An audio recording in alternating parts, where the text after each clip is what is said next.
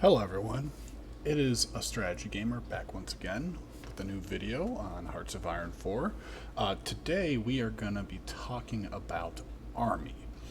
And Army is a very complex thing right now, especially with the No Step Back DLC being released, and so I'm going to probably break this up into multiple videos. Today we'll cover, for the most part, infantry. Infantry is the backbone of every army. Sorry, I'm just going to let these guys move into place. So infantry is important because they really are like, hey, everything has to, all infantry fights. Armor is important too, and armor will have its own video. We'll talk about supply at some point, and all this good stuff. But today I'm just going to focus on the stats and usage of infantry, why they're important, what makes a good infantry division, and all of that. So as you can see, we have the 1939 start date, which is like the only time you'll ever use the start date. And we are preparing for the invasion of Poland. I'm just going to move some troops into the right areas. Well, let's move those tanks. Not that we're going to use them for this video, but just good habits to keep. I'm just going to use them, kind of concentrate there. Alright, so first thing first, let's talk stats. And not like, fun statistics, like actual, science stuff, but like these stats. So this can be overwhelming to new players, and that's totally fair. So the game does a good job of breaking this down into multiple parts. First part is the left side of the screen over here. This is what makes up your division, right? And you can see this is a pure 9 infantry division with a combat width of 18. Now, the combat width can change directly with what you put in division. Like, for example, I have anti-tank, that goes up 1. See? Infantry goes up 2. And then artillery goes up 3, actually. And artillery is extra. I don't know why. I'm sure it's a balancing thing. But combat width is important because depending on where you're fighting, from how many directions, and I'll show a demonstration of this later, your combat width can change. Then we have things called support companies, and these are going to give your infantry bonuses, but not affect combat width. Like, for example, I can add an armored recon company, and look at all these stats I get. But combat width doesn't change for any of these, right? And so when you're first learning the game, I think it's really good to just play around with this. You should also, know what the most important stats are, and I'll cover that in a sec.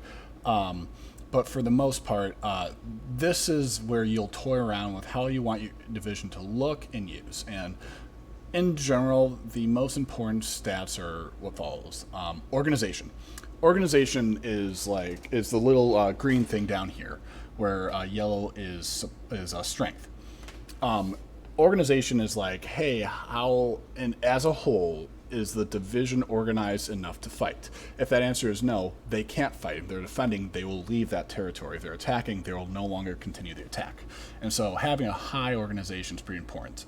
Tank divisions go lower, but again, different video. With infantry, you want this number for sure above 40. Even if you're doing like a lot of artillery, you want to make sure your troops can keep fighting. Organization is reduced, though, in general, by soft and hard attacks. And if you're playing against AI, do not worry about hard attacks. It's almost useless. But soft attack. So soft attack is like how much damage you can do to the other division. And having a high soft attack is particularly important. I mean, if you attack with someone who has a lot of breakthrough, which we'll talk about this in a sec, but no soft attack, you'll just fight a losing battle over a long period of time. And so soft attack really is that punch, that force behind the punch. Then we have defense, and defense is how you hold up against being attacked. So you're on the defense. Someone's attacking you, and it makes sense, right? And the big thing about defense is you just need more defense than they have soft attack.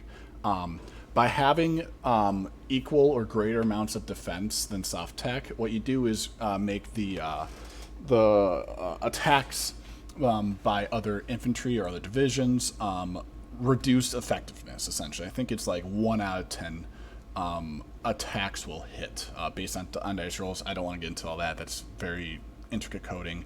Just in general, having higher defense than the person who's attacking you has a soft attack, you will reduce their effectiveness. If you have lower defense than their soft attack, the soft attacks up to that defense cutoff number all do the 1/10 damage, but all the soft attacks that attack beyond the defense do 4 times as much effectiveness or damage. And so that's a pretty big buff. And so knowing where you want to have your defense and where you want to have your soft attack is really important.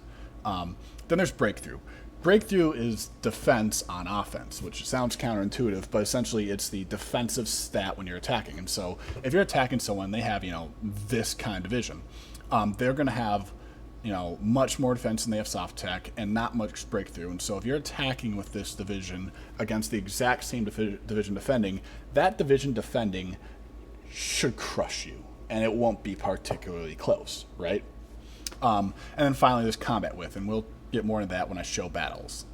But combat with essentially tells you how many divisions can fight at a certain point in a battle.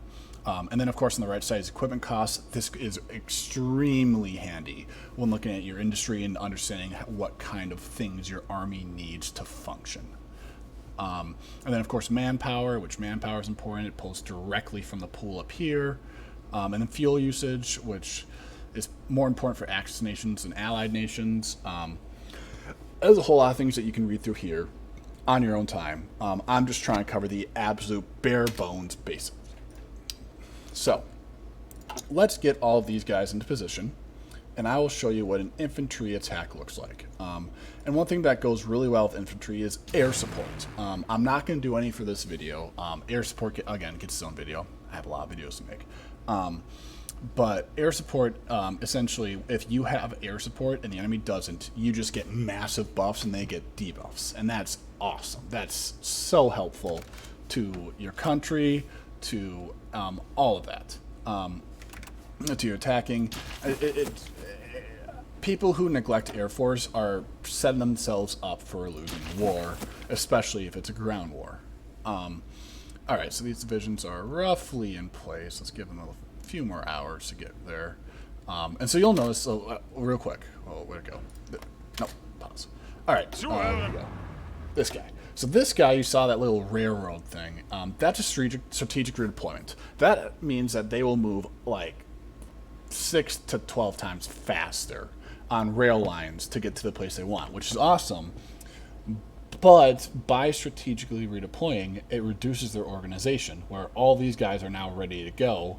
They are not, and they're going to need some time. You can see that hourly recovery thing right there. That is also very important for knowing, like, how long your troops need to rest before they go back in the offensive. A lot of players can ignore this when fighting AI just because at some point your army is just better than any army the AI can point out. I'll just accept that. Again, not playing this through. So, alright.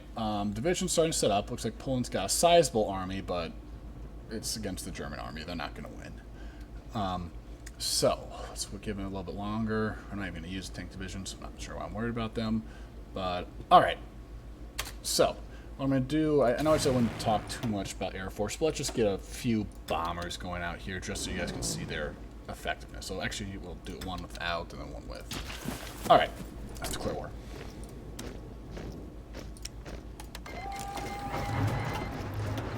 So, war has been declared. I can now attack Poland and they can attack me. So let's find some territory that can be attacked from multiple directions. From what I can tell, this one can be attacked from 1, 2, 3 directions. It only has 2 divisions defending when I can attack with 1, 2, 3, 5, 8 divisions. Probably 7 to keep this guy in reserve to make sure they don't push there. But let's see what happens when I'm attacking with numerical superiority, but just infantry divisions. Oh, that guy's kind of weak, but he'll live. Alright, put on a little slower. Alright. So first thing that pops up is this number, and that is usually a good indicator right away of how much more organization one side has more than the other. If it's 50, you guys have basically equal organization. Now we have 80, which means we have a lot more organization than they do. So we pull up this little doohickey by clicking that battle button. And this pulls up the individual stats for each division against each other, right? And so these guys have more soft tech than they do. across the board, and they actually have more breakthrough, which is, again, defense on offense, than they have soft attacks for the most part. This should be a very easy win for this attack. It might take a few days, but, I mean, as you can see, these guys' organization's already dropping tremendously. They've lost, what's that, 13.1 organization, and it's been a couple hours. And as we press play, yeah, it's dropping 3 to 4 per hour. And so my infantry divisions are kind of focusing this one. Its strength is dropping because as you fight, you know, people die, things break, all that happens. And so that division, once it hits 0 organization, is retreating. And you can now look as you see this little guy is running away. Well, this horse is still there, but he's the last one in that fight. And so he's going to probably last a couple hours himself and be gone. And then we will win the battle, and unless someone else moves into position in here before our guys can get in there, we will take that province. And that's how fundamentally the battles work. So now they're going to move in, and immediately they're being counterattacked by these 2 divisions. So as a result, I'm going to send these 5 in to drive them back, because watch what happens. Alright, so now we're fighting, right? And they have 4 divisions technically, although they're a bit weaker. But these guys are now getting a debuff because they're in multiple combats. They're both attacking and defending, right? And so those guys get massive debuffs. These guys don't, but look at their strength. It's not great. And so both of these battles should be wins for me. Let's take a look. If you see this little notification, that means these guys don't have 100% supply. Another video. We'll worry about that later. But as you can see, this is going quite well at the moment. It's a little slower than I'd hope, but these guys are not going to lose the territory they've gained, and these guys will be pushed back from their territory.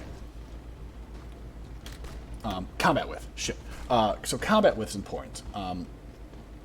Combat width, again, determines how many divisions can be put in there based on their combat width as well. So, for example, Battle in the Woods, attacking from 2 locations. They're attacking from Poznan and Poznan. I apologize to Polish people if I mispronounced that. I am deeply American and going to mispronounce things constantly.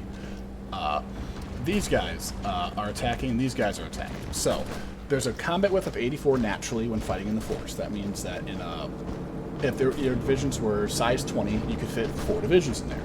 And then you get extra combat worth per attack direction. And since there's 1 attack direction, we get an extra 42 for a total of 126. So if I had 620 width divisions, they would all fit in here. I actually have 7 divisions for my 18 width, and because of that, 1 division is back in the reserves. Now, reserves are important because let's say, you know, this guy here just takes a beating over and over again. He will eventually retreat. But having a reserve ready to go right there means that there's a chance each hour they will go into the battle themselves and replace that division that retreated. And that is incredibly important for fighting an ongoing long battle. If you are fighting a bunch of battles but you have no reserves, eventually one side just gets worn down and can't recover organization time, and a steamroll gets going. And so making sure that you have reserves or people from other places you can move in to support it is really important. Because these guys are attacking, that's not going to happen. As you watch, the horse is already fallen back. These guys with almost no strength are being attacked, and this guy by himself is not going to take down, you know, 5 divisions. It's 9,500 against 48,000 manpower. That's just not a winning recipe. So he's going to fail the attack, but because he's attacking, he's not going to retreat from that province. So what you want to do when you see a failure of an attack and you have a good organization, just counterattack him. This will last maybe an hour. Look at that. He couldn't even fight the battle. Hour goes by and they're done. They lost. I am now going to take Poznan. So that is incredibly helpful because just knowing the timing of when to attack is particularly important. Just because you can win campaigns that you shouldn't win just by a well-timed counterattack or a well-timed, defense just to wear down the enemy. And so that's very helpful.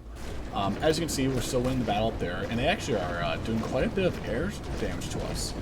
You'll notice that there are certain debuffs. If you scroll over this, this actually gives you the raw stats. It is your raw stats from that division times all these multipliers. And the multipliers get really complex. If you don't understand it right away, it's okay, but to walk through it, a more experienced division gives you better overall stats. Understanding more about your enemy gives you better overall stats. Terrain, for the most part, is going to be debuffs across the board. And so, it's, like, for example, if you're attacking, you know, in open plains, that's awesome. That's a really easy thing to do compared to attacking up a mountain, you know. Night reduces it by 50%. Your country, which is usually some kind of focus you do or whatever it may be, it's just something that will apply to everyone. Commander skill is this guy. All these generals and field marshals down there. We'll talk about that in a sec. Planning bonus, which is where you use the battle plan thing, which battle plans are quite easy. It's all these buttons down here. We have, you know, training, execute battle plans, but what you want to do is, one, set up a front line. Like, for example, if I want these guys to go invade Yugoslavia, I'd move them down here, and in the army group, once they don't have this line, would join that. And then you set up an offensive line, and this is like the goal of the campaign, essentially. Some people like to do things like this, where they have multiple stages. I don't understand or care enough to do that. I usually micro everything, and so I just draw a generalized battle plan like that, and then I will micro by clicking individual divisions to attack at certain places and make sure that I win the campaign that way, right? And so battle plans are important just because they can give you planning bonuses, which are very important on offense. And planning bonuses are, so you see two blue lines over here. This one is the planning bonus, and that percentage translates 1-to-1 to attacking. So if I have a 40% plan preparation attack bonus and I attack someone, I get 40% more damage because of that. On the other hand, you have entrenchment. Now, entrenchment is the same thing, but reversed for defense, with bonuses to both defense and soft attack. And this is a 1-to-1 translation as well. And so understanding that is important. This is where experience is told. So like these guys are regular, these guys are trained, so they don't get a combat modifier, what these guys do. And then experience tells you, you know, where they are in that progress. Then down here we have fallback lines. So like, let's say, you know, okay, I'm fighting a losing campaign. I need to hold something important or hold a specific line, like a river line, for example. Rivers are very, very important for defense. I could draw something like that and pull entire army groups, you know, back to here, and that would allow them to get there, start entrenching, and hopefully hold the line before the enemy gets there. Then we have area defense. This is like, think garrisons. Like these guys are doing area defense. So I just have naval bases on guard. So all they're supposed to do is go to naval bases and just dig in and deny the enemy the ability to grab those. They're great for delaying enemies, protecting fortifications, coastal lines, having extra divisions at airports if there's an airport battle coming up, or protecting rail lines, which is important for supply, or even victory points, which are these little stars and dots here. Victory points is how you capitulate a country. If you take enough of these, enough percentage, the country goes, okay, you win the war, we give up, and that's that. Yeah. And then you can also assign them to different divisions. I barely use this. I'll use the edit button every once in a while to change, you know, where I want divisions to think they're going. Not that, again, not that's a huge deal. You just need any line drawn if you're going to micro like me.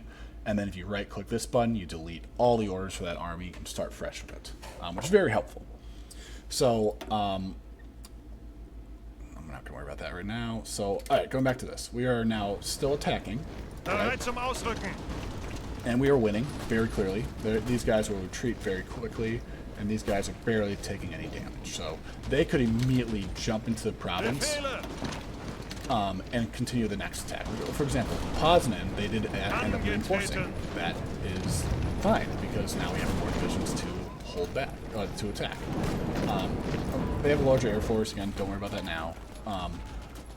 But overall, I'm hoping it's making a bit more sense how everything goes together. So these guys are attacking. Their soft attack is incredibly low. Their breakthrough is also incredibly low. They're going to get just shredded by these two divisions because their soft attack is greater than their breakthrough, even though it's not that high. And their defense is just outstanding.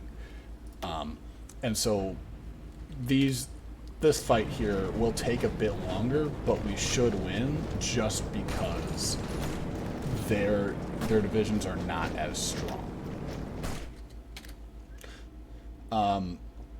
When it comes down to armory organization, you'll see how I have things here. I am a big fan of putting infantry armies together under one field marshal, tank armies together under one field marshal, and then other fronts under another one, and then of course some reserves or some garrisons. And you can also separate them to theaters, like for example. So what we could do is name this like Polish front, and we can call this one like Northern Poland. And you can just move these guys between if you want. You can move these guys down to like here and go garrison. And this is just mainly for the player to be organized, but also putting generals and field marshals in is pretty important because they all give a lot of buffs. Like, let's start with von Kukler. Oh god, I hope I pronounced that right. So, you'll see he is a level 4, and level 4 is pretty good. You know, it's not outstanding. Obviously I've seen higher, but a lot of generals start lower. And so when he attacks, he gives all of his divisions on the attack plus 7.5%. Defense plus 5%. Planning speed, which is how quickly they improve their planning bonuses, up a bit, and max planning, which increases the max value of that. And then supply consumption, which is important for later on. The Field Marshal gives half of these bonuses to everyone in his entire army group, right? So he has 72 whole divisions who all get these bonuses right here, which is just massive. And upgrading them is very important. And so especially early in the game, sending the generals and field marshals as volunteers that you know you'll need later is good to know because it just overall makes them better. And a good general versus a bad general with everything else the same, exact same divisions, all that makes a pretty big difference. Like, wars can be won or lost in that sense. And yeah, honestly, I think that covered everything I want to talk in the infantry video. I'm trying to make slightly shorter videos as I know they can be hard to digest. But overall, it's just, with infantry particularly, it's very important to understand their defense, breakthroughs, and soft attack stats. Those are the big stats that will affect the outcome of the battle. Again, organization is important because that is like the overall health in a battle. But you can have, 100 organization, but if you have no soft attack, no defense, a 20 organization with 300 and 450 will just crush that division. It might take a bit longer, sure, but they will just crush it. And so there's a balancing act that'll come with just playing the game, understanding the importance of certain things, and really just experience. Yeah, I think that's it. Leave a comment if you would like me to cover other things or other things more in depth. And if you could subscribe or like, that'd be cool. Take care.